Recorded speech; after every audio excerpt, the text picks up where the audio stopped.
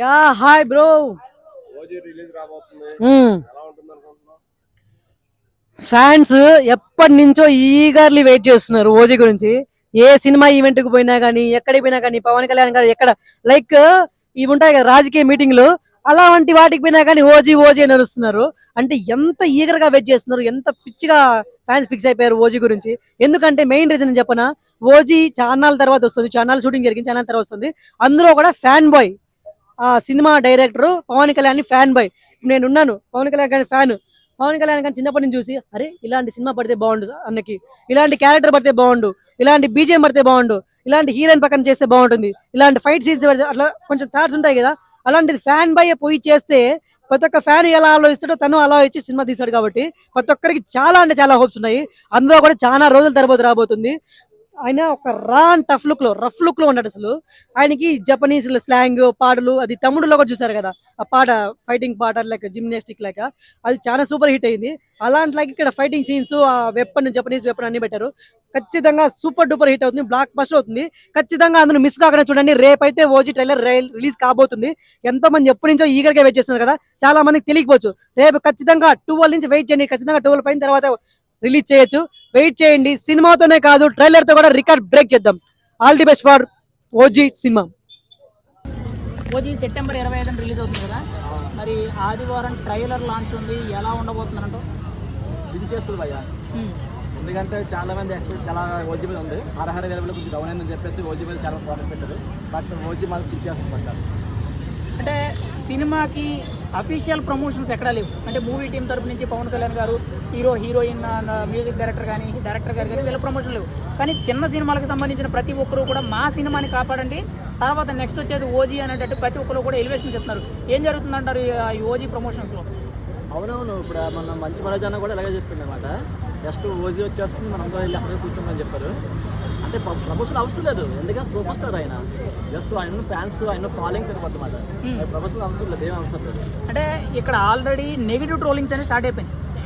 OG time మొదలైంది, మనం కూడా సినిమాని బాయ్కాట్ చేద్దాం, డిజాస్టర్ ఓజీ, బాయ్కాట్ ఓజీ అనే పేరుతో కొన్ని హ్యాష్ ట్యాగ్స్ ట్రెండ్ చేయడం జరుగుతుంది. ఓజీని తొక్కాలని చెప్పి ప్రతి ఒక్కరు ప్రయత్నం చేస్తున్నారు. మీరేమంటారు దాని గురించి? మొక్కడానికి అది మొక్కేం కాదు, పెద్ద వృక్షం అది. మొక్కడం కాదు కదా, ఏమీ చేయలేరు అది.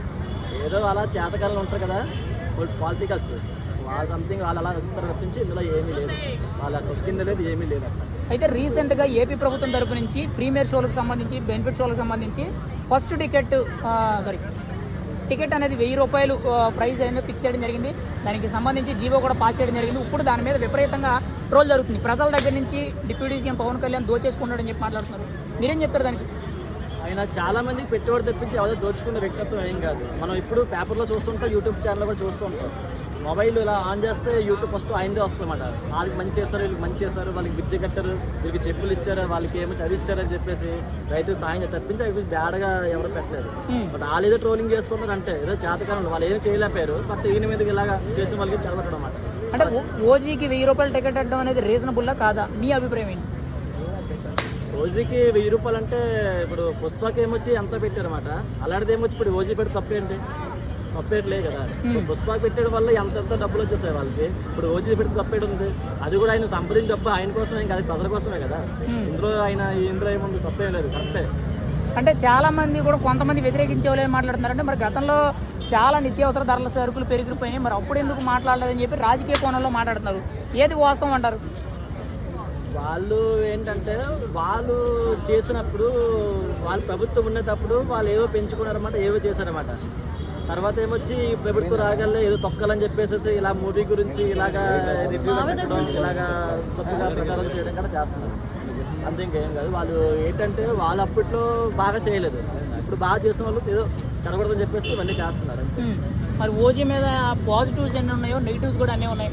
సినిమా ఎలా ఉండబోతుందంటో, రిలీజ్ అయితే ఇన్ని ఇబ్బందులు తట్టుకొని ఖచ్చితంగా హిట్ అయ్యే ఛాన్స్ ఉందంటారా? కాదు కదా, బ్లాక్ బస్టర్ అయిపోతుంది. థియేటర్లు మామూలుగా ఉండదు, మరి కుర్చీలు మొత్తం చిరిగిపోతే, మరి విడుదల మొత్తం అంతా మరి మామూలుగా ఉండదు, మరి బొమ్మ అట్టంగా దిగిపోతే ఏ పాజిటివ్ మ్యాజర్. అంటే సెన్సార్ కట్ నుంచి కూడా యూఏ సర్టిఫికేట్ వచ్చింది. థియేటర్లో కూడా ప్రతి ఒక్కరు కూడా ఫెన్సింగ్లు ఏర్పాటు చేసుకుంటారు. ఫ్యాన్స్ అందరూ కూడా వాళ్ళు చేసే రచ్చ కోసం అని చెప్పి ఫెన్సింగ్లు అనేది ముందే ఏర్పాట్లు చేయడం జరుగుతుంది. ఎలా అనిపిస్తుంది? ఈ ఎలివేషన్స్ అన్నీ కూడా ఖచ్చితంగా ఓజీ ఇండస్ట్రీ రికార్డులు తిరగరాసే ఛాన్స్ ఉందంటారా? ఆశ ఛాన్స్ ఉంది. ఎందుకంటే మరి మ్యాక్సిమం మరి ఆ సినిమాకి ఇన్స్టింగ్స్ అవన్నీ ఉండాలి, లేకపోతే కష్టం కదా. మరి ఫ్యాన్స్లో అన్నాక మరి చాలా ఉంటారు కాబట్టి అవన్నీ ఉండాలి. అవి లేకపోతే చాలా ఇబ్బంది అన్నమాట. ఎందుకంటే ప్రజలకు కూడా ఇబ్బంది. చాలా అమ్మాయికి వాళ్ళు వచ్చేసి మూవీ చూసినప్పుడు మన ఏదో మన అల్లు అర్జున్ గారు ఏదో మూవీ అయిందంటే ఇక్కడ అలా కొన్ని ఎవరో చనిపోయారని చెప్పేసి ఇలా జరిగింది. అలాగే ఇలా జరగకుండా ఇవన్నీ పెట్టడం కూడా చాలా ముందు జాగ్రత్తగా మంచిది అన్నమాట. మరి ఆదివారం ట్రైలర్ లాంచ్ ఉంది, ఎలా ఉండబోతుంది అనంట. తర్వాత 25 ముఖ్యంగా సినిమా రిలీజ్ ఎలా ఉంటుంది అనంట. ప్రీమియర్ షోలకి ఆ సందడి బ్లాక్ బస్టర్ టీజర్ కూడా మరి ఆల్రెడీ కొంచెం పెట్టారు. అలాగే మూవీ కూడా బ్లాక్ బస్టర్ అవుతుంది. ఒక మాటలో ఓజీ గురించి ఏం చెప్తావు? చెప్పాల్సింది ఏమీ లేదు. జే పవన్స్ కొంచెం బేస్ వాయిస్ తో చెప్పాలి. మనం పవన్ కళ్యాణ్ ఫ్యాన్స్ కదా, బేస్ రావాలి. ఆయన పవన్ కళ్యాణ్ గారి ఓజీ రాబోతుంది, ఎలా ఉంటుంది అనుకుంటున్నారు? ఎక్స్పెక్టేషన్ మాత్రం చాలా పీక్స్లో ఉన్నాయి అన్న. ఎక్స్పెక్టేషన్ మాత్రం చాలా పీక్స్లో ఉన్నాయి.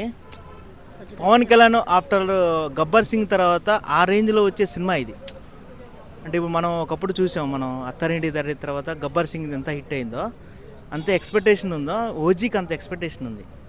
డెఫినెట్గా ఇది ఓన్లీ ఫర్ ఫ్యాన్స్ కోసం వచ్చే సినిమా ఇది. దీనికి తమన్ గారు మ్యూజిక్ ఇచ్చారు, ఎలా అనిపించింది? తమన్ గారు ఎంటైర్ కెరీర్లో ది బెస్ట్ మ్యూజిక్ ఇచ్చాడు ఓజీకి. ఇది మనకి ఒకటి టైటిల్ సాంగ్ ఉంది కదా ఓజీ, టైటిల్ సాంగ్ ఉంది కదా ఓజీ, మెంటల్ ఎక్కిపోతుంది అన్న సాంగ్ వింటుంటే. నేను డైలీ 2 టైమ్స్ వింటాను ఆ సాంగ్. జియో 7 ఉందా, డైలీ 2 టైమ్స్ వినంది నేను నిద్రపోను తెలుసు ఈ పాట. అంత బాగుంది సాంగ్.